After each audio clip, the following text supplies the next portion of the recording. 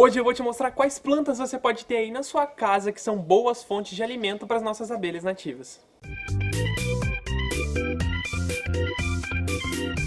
E aí, abelhas que acompanham a Maratona Abelhando 100%, tudo bom com vocês? Pra quem já assistiu a aula do quilômetro 4, que foi a aula de ontem, já sabe que hoje, no quilômetro 5, a gente vai falar daquilo que é indispensável para que você possa ter abelhas aí na sua casa, o pasto meliponícola.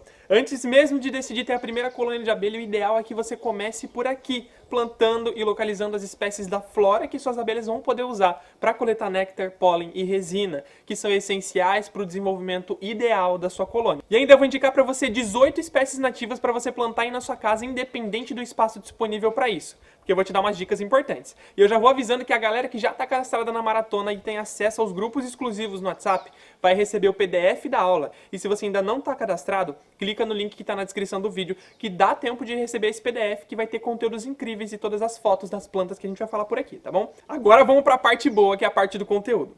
Bom, na maioria das vezes as pessoas iniciam na meliponicultura adquirindo suas primeiras caixas sem nem conhecer exatamente o que eles estão adquirindo. Gente, uma colônia de abelha nativa ela é muito mais do que a gente pode imaginar. Quando a gente maneja uma colônia, a gente é responsável por preservar e proteger esse patrimônio natural tão rico e tão pouco valorizado ainda no nosso país. E as abelhas elas são responsáveis pela manutenção de todos os ecossistemas disponíveis aqui no nosso país, todos os ecossistemas brasileiros. E eu nem preciso dizer que sem o trabalho delas a gente não teria boa parte do que a gente coloca em nossas mesas. Quando vemos as abelhas voando ou pousadas sobre as flores, é comum a gente pensar que esses insetos são meros produtores de mel. Muitas vezes a gente deixa de lado o seu papel de maior destaque e importância na natureza, que é o fenômeno da polinização. Por isso, eu sempre digo que antes de adquirir uma colônia, você precisa adquirir o conhecimento necessário para manter essa colônia bem desenvolvida aí no seu meliponário. E o primeiro passo para um bom desenvolvimento de qualquer ser vivo, incluindo as abelhas nativas, as abelhas Apis mellifera e todas as outras espécies de abelhas, é uma boa fonte de alimento. E é aí que entra o tão importante pasto meliponícola. Na tradução literal, pasto meliponícola é o grupo de plantas usado para forrageio das abelhas nativas para a coleta de néctar e pólen. E uma boa coleta de néctar vai gerar um bom desenvolvimento para a sua colônia. As abelhas elas em si coletam basicamente o néctar e pólen para a sua alimentação. Elas coletam também as resinas das plantas para a elaboração da própolis, que é o produto utilizado para proteção e selagem da colônia. E durante esse forrageio, elas realizam também o ato da polinização. Essa polinização realizada pelas abelhas é conhecida como melitófila. E as plantas que pertencem a esse grupo das melitófilas, elas apresentam flores de cor amarela, azul ou uma cor que imite o espectro ultravioleta. Elas têm um cheiro bom e o néctar em pequenas quantidades, mas em altas concentrações de açúcares e pólen bem proteico. E não vai pensando que néctar e pólen é tudo igual, porque cada planta fornece um alimento único com propriedades e nutrientes essenciais que são exclusivos para cada desenvolvimento de cada espécie diferente. Não é porque grão é tudo grão que a gente pode viver só de arroz, não é? Então as abelhas elas precisam variar a fonte de alimento para ter uma alimentação equilibrada. Cada planta produz um tipo de pólen diferente, com um tipo de características fisiológicas diferentes, com nutrientes diferentes. E as abelhas vão buscar isso na hora de equilibrar a alimentação que elas fornecem para as crias, e isso é extremamente importante. As abelhas elas realizam a visita das flores para suprirem as necessidades nutricionais delas, das crias que elas vão gerar também. E o pólen e o néctar encontrado nas flores são a única fonte de alimento das abelhas, sendo que o pólen é a fonte concentrada de proteína e o néctar é importante fornecedor de energia, contendo sacarose, frutose e glicose, que são açúcares que vão dar energia para as operárias. A disponibilidade de alimento afeta o peso das larvas, das pupas e dos adultos recém-nascidos. Daí a importância das floradas e do conhecimento das épocas de suas ocorrências por parte do meliponicultor que está fazendo e estruturando esse pasto meliponícola.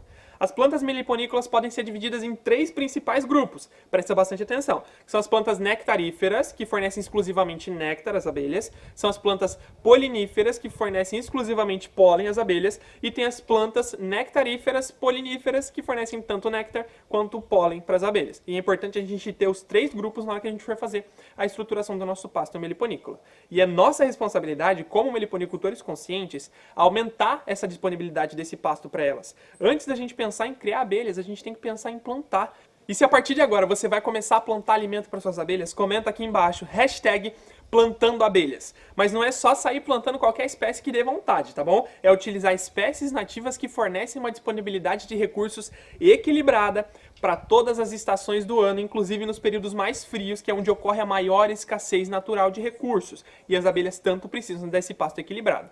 Mas a gente precisa entender algumas coisas. As abelhas elas são diferentes entre si, sendo assim elas procuram flores diferentes para forragear. Abelhas pequenas, abelhas grandes, abelhas solitárias e abelhas eusociais. Cada uma busca uma coisa diferente. Quer um exemplo? As flores do maracujá, por exemplo, elas são polinizadas por abelhas, que são as conhecidas tão famosas mamangavas, que é um tipo de abelha solitária da tribo bombinho. Fala aí, você já sabia que a mamangava era uma abelha? Então comenta aqui embaixo, abelha mamangava, hashtag abelha mamangava. E o porquê o maracujá é polinizado pelas mamangavas, mas não são polinizados por jataís? É simples, pelo tamanho.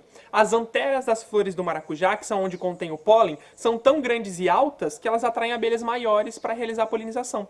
Porque uma abelha jataí, quando ela vai buscar o néctar que fica no nectário da flor, a hora que ela vai entrar no nectário, o tórax dela não encosta nas anteras, que é onde tem o pólen, e ela não leva esse pólen para outra flor. Mas a mamangava, como ela é maior e mais alta, na hora que ela vai coletar o néctar dos nectários das flores, o tórax dela encosta na antera, capta alguns grãos de pólen e leva para outra flor para realizar a polinização cruzada. E é por isso que é só a mamangava ou abelhas grandes solitárias que conseguem polinizar o maracujá. Olha só que interessante, não é muito legal? Agora, florzinhas pequenas, como a da sálvia, vai ser raro encontrar grandes melíponas forrageando ou grandes abelhas solitárias forrageando, como a mamangava, por exemplo. Simplesmente porque elas são grandes demais para polinizar essas flores. Flores mais baixas, flores mais altas, tudo isso influencia no tipo de abelha que vai procurar essa planta. E, em geral, boa parte das frutas e flores nativas são ótimas para as abelhas nativas. E, além de fornecer alimento, você vai estar preservando as espécies nacionais e aproveitando os seus frutos.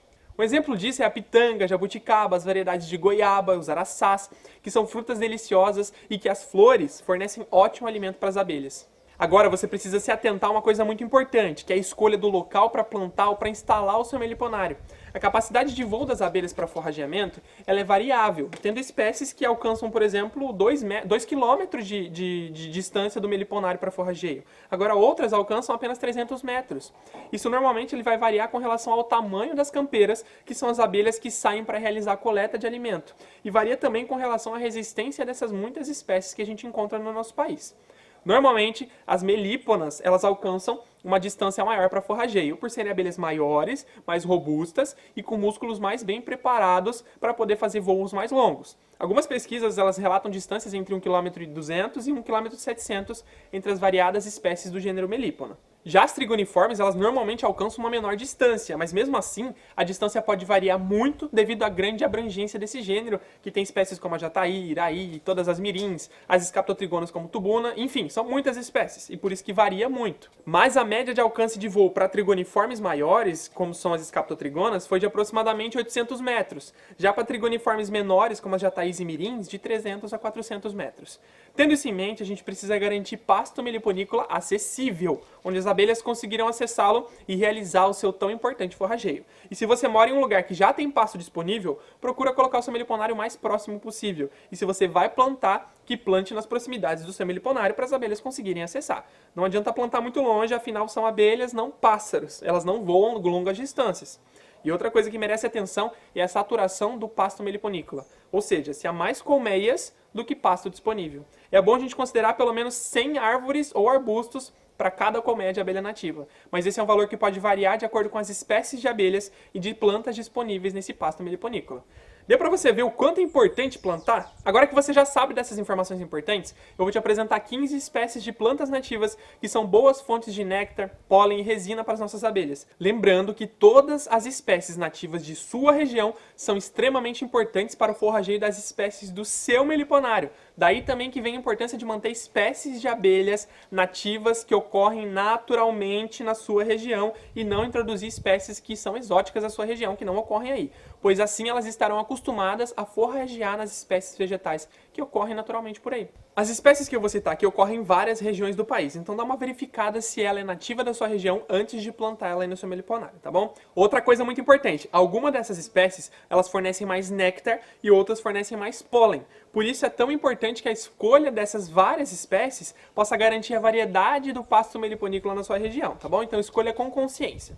Agora vamos começar pelas espécies gigantes, que se você tem bastante espaço e pode investir uma grande árvore, eu sugiro que você comece com essas espécies. Que são espécies como a emburana, a Comiflora leptoflois e a Cibipiruna, a Cesalpinia pluviosa, que são ótimas opções de pólen e néctar. E também dentro desse grupo das árvores grandes tem a aroeira vermelha, que é a Esquinus terebintifolius, que é uma das plantas preferidas da abelha jataí. Já se você não tem tanto espaço assim e prefere uma árvore de porte menor, que pode até ser cultivada em vaso, opções não faltam. Você pode optar pela canafístula, Peltophorum dubium, que tem ótimas quantidades de néctar. O urucum, Bicha orelana ou feijão andu, Cajanus cajan, que além de produzir flores até mesmo no inverno, pode ser usado também na nossa alimentação. Ou também você pode fazer um pomar de frutíferas que vai ser muito útil para suas abelhas forragearem, colocando espécies como a goiaba, Psidium guajava, ou os araçás, Psidium cattleyanum, a jabuticabeira, Plínia, cauliflora. E se você tiver menos espaço ainda, você pode escolher espécies menores, mas muito atrativas, como a sapete, Vernonia polisfera, o branco e o roxo, tem essas duas variedades,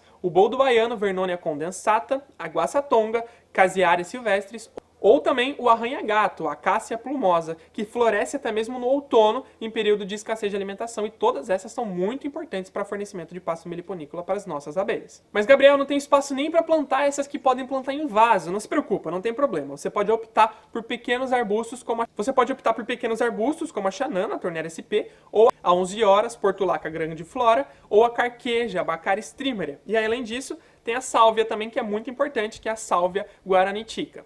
E sem deixar de lado as trepadeiras, você pode optar pelo Ora pronobis, que é a Pereskia culeata, que é muito importante porque as flores têm altas quantidades de néctar e de pólen. E além disso, você também pode incluir as folhas dele na sua alimentação, ou também o guaco, Micania glomerata, que é uma planta medicinal e produz muito pólen para a forragem das nossas abelhas. Para você ter uma ideia, eu entrego para os meus alunos um e-book com mais de 100 espécies de plantas para pasto meliponícola. Escolher 15 delas, ou 18 delas, é uma missão quase impossível.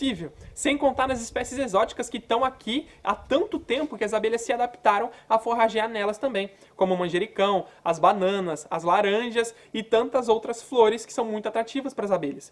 Agora eu quero propor um desafio para você. Tira uma foto de uma planta na sua casa que as abelhas adoram e posta marcando a gente com a hashtag MaratonaAbelhando.